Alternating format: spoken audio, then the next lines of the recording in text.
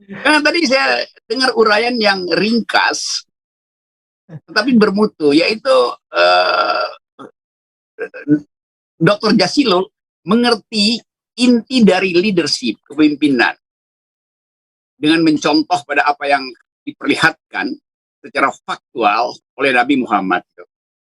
Yaitu bahwa pemimpin itu, tadi dia pakai istilah ditimpuk gitu, pemimpin itu harus minta diuji, bukan dipuji. Jadi itu inti kepemimpinan yang sekarang kita nggak peroleh. Jadi bahkan kalau tadi disebutkan akal sehat tidak cukup, harus ada kemampuan untuk berniat melalui pembatinan, atau disebut tadi apa istilahnya itu, ilham itu. Nah kalau kita pakai parameter itu pada pemerintahan sekarang ini atau pada pemimpin tertinggi sekarang ini, bahkan akal sehat pun dia nggak mampu, apalagi ilham yang sifatnya udah makrifat, udah hanya bisa kita capai secara tarekat, secara membatin. Ilham itu datang dari persenyawaan antara kemampuan berpikir dan kemampuan untuk menghasilkan harapan. Banyak orang bisa berpikir tapi tidak mampu memberi harapan. Harapan itu tidak datang dari kemampuan rasional orang, tapi dari ilham dia yang penuh dengan pengalaman hidup, lalu menjadi bijak. Jadi wisdom itu di atas akal, di atas reason. Wisdom selalu di atas reason. Itu yang saya anggap sebagai inti dari kepemimpinan.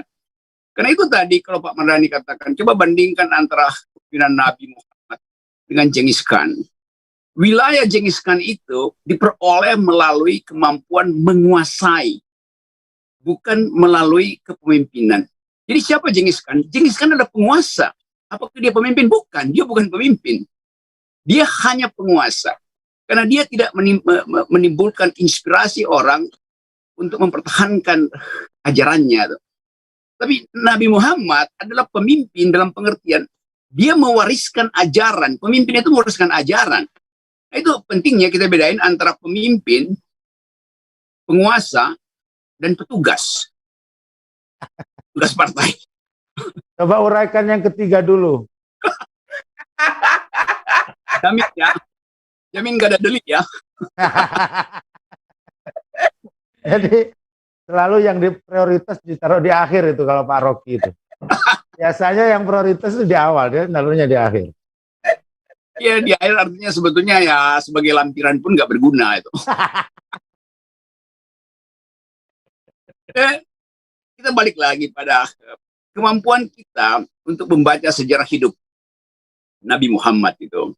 Kalau saya baca misalnya sejarah diterbitkannya Piagam Madinah itu adalah hasil pikiran jenius yang diolah untuk kepentingan kemampuan diplomatik di dalam rangka Nabi memperhatikan pluralitas masyarakat pada waktu itu.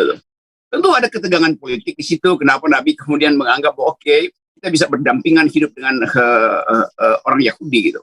Tentu pada waktu itu disebut orang Yahudi, bukan Zionis pada waktu itu. Kalau Zionis pasti nggak diikut sertakan di dalam traktat Piagam Madinah itu. Jadi kita lihat historicity dari kepemimpinan Nabi Muhammad adalah kemampuan juga untuk berdiplomasi. Jadi ini intinya tuh, memimpin artinya untuk mempergunakan argumentasi, untuk persuasi di dalam keadaan damai, dan mampu untuk mengerahkan kekuatan secara fisik, secara militer di dalam keadaan perang. Itu kualitas yang dimiliki oleh Nabi Muhammad itu. Jadi saya menganggap bahwa kalau itu parameternya, maka sulit kita mencarikan padanannya dalam masyarakat Indonesia. Nah, kita sekarang sedang masuk dalam upaya untuk menghasilkan kembali Indonesia yang demokratis tuh.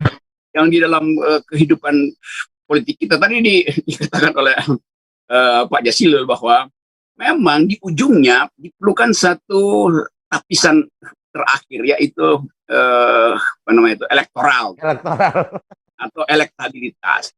Oke, saya paham itu sebagai persyaratan teknis demokrasi itu. Persyaratan teknis, bukan persyaratan etis. Kalau persyaratan etis, mestinya persyaratan teknis tadi tidak dihalangi oleh presidential threshold 20%. Kan itu logikanya itu. Demokrasi, fondasi etisnya adalah kebebasan, kemampuan, kapasitas untuk dipertandingkan tanpa halangan. Yang terjadi, kebebasan teknis itu dihalangi sehingga nilai etisnya hilang. Coba kita bandingkan misalnya sekarang, Nabi Muhammad ditunjuk untuk memimpin. Oh iya, betul. Karena ada kerohanian yang diperlihatkan beliau. Gitu. Ditunjuk. Lalu kita anggap bahwa oke, menunjuk itu juga bagian dari menghasilkan pemimpin. Maka Presiden Jokowi nanti ambil hak itu untuk menunjuk 287 PLT seluruh Indonesia selama 2,5 tahun ke depan. Kan bukan itu perbandingannya kan. Jadi bayangkan misalnya kita akan dipimpin oleh 287 kepala daerah yang tidak punya legitimasi etis karena tidak dipilih, hanya ditunjuk. Di mana dalam demokrasi di dunia ada kepemimpinan yang tidak berdasarkan pilihan rakyat? Boleh nggak? Boleh, karena itu disebut PLT. Pelaksana tugas sementara. Sementara itu berapa lama? 3 bulan paling nggak. Kalau 2,5 tahun, paruh dari tahun pemilu dipimpin oleh orang yang nggak punya legitimasi. Itu bahayanya demokrasi kalau tidak dituntun oleh ethical imperatif. Jadi keadaan ini yang membuat kita frustrasi. Ada pemimpin yang nanti main tunjuk aja, dan itu artinya dalam 2,5 atau bahkan kalau dimundurkan sampai 2025, dalam 3 tahun kita akan dipimpin, daerah-daerah itu dipimpin oleh 287 orang yang hanya ditunjuk oleh presiden demi kepentingannya. Siapa yang kendalikan? Minggu pertama, si pemimpin itu merasa bahwa dia berhak memutuskan berapa banyak uang yang dia korupsi di minggu pertama. Karena bahkan kalau dia pakai undang-undang Omnibus Law, semua hal perencanaan nggak boleh lagi dievaluasi oleh DPR.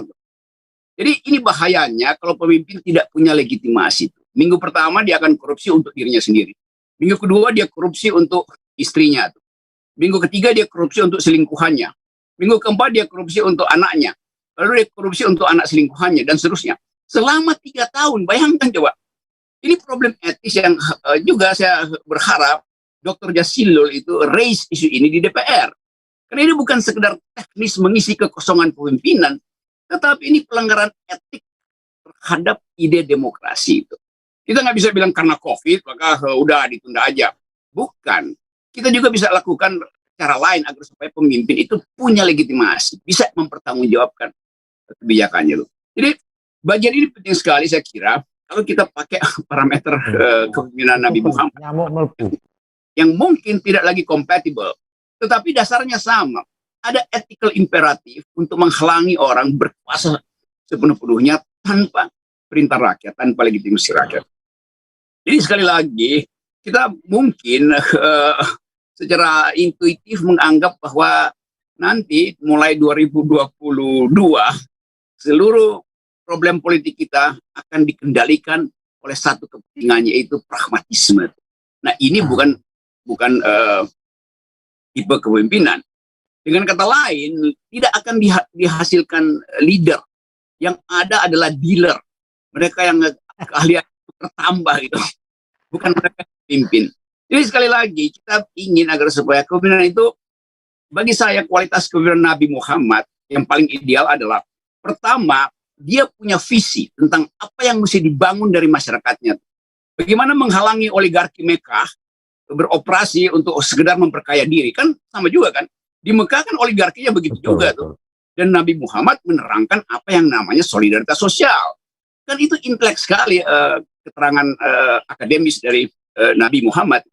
Yang kedua, selain visi tentang solidaritas manusia, dia beri harapan. Yaitu bahwa nanti ada yaumil akhir. Ada hari akhir yang akan menguji apakah si pemimpin lolos di dalam upaya menghasilkan kemakmuran dan keadilan, atau dia dibatalkan oleh kepentingan pragmatis, oleh tukar tambah segala macam. Jadi betul-betul sumber etis itu yang kita inginkan hari ini. Nah, demi itu saya berupaya untuk menyapa PKS dan PKB untuk bersama-sama membangun pagar etis bagi kepemimpinan supaya kita bisa menghasilkan leader, bukan dealer. Terima kasih. Keren. Wah, luar biasa ini, berat ini, Satu berat. lagi, kekhasan kepemimpinan Nabi selain berada di atas visi, beliau berada di atas nilai. Kepemimpinan yang berbasiskan nilai, dan nilai itu yang kemudian bertahan terus hingga sekarang dilanjutkan. Dan ini kayaknya yang agak-agak menghilang di bangsa kita saat ini. Ya, karena kita dihidupi oleh pragmatisme. Bukti pertama dari pragmatisme adalah Presiden tidak mau mendengarkan politik nilai dari mahasiswa yang demo di depan istana. Dia memilih menemui ATM-nya di Banjarmasin itu. Dan itu betul politik pragmatisme kan? Kan dia mestinya dengar karena mahasiswa datang dengan politik nilai. Mau mengevaluasi kepemimpinan presiden. Dia tutup telinga. Dengan alasan dia mesti ke Banjarmasin. Meresmikan sebuah proyek yang orang tahu di belakangnya adalah tokoh utama finansir dari Jokowi. Jadi Jokowi lebih ingin menemui ATM di Banjarmasin daripada menemui pikiran bermutu dari mahasiswa di depan istana negara. Kira-kira itu ya.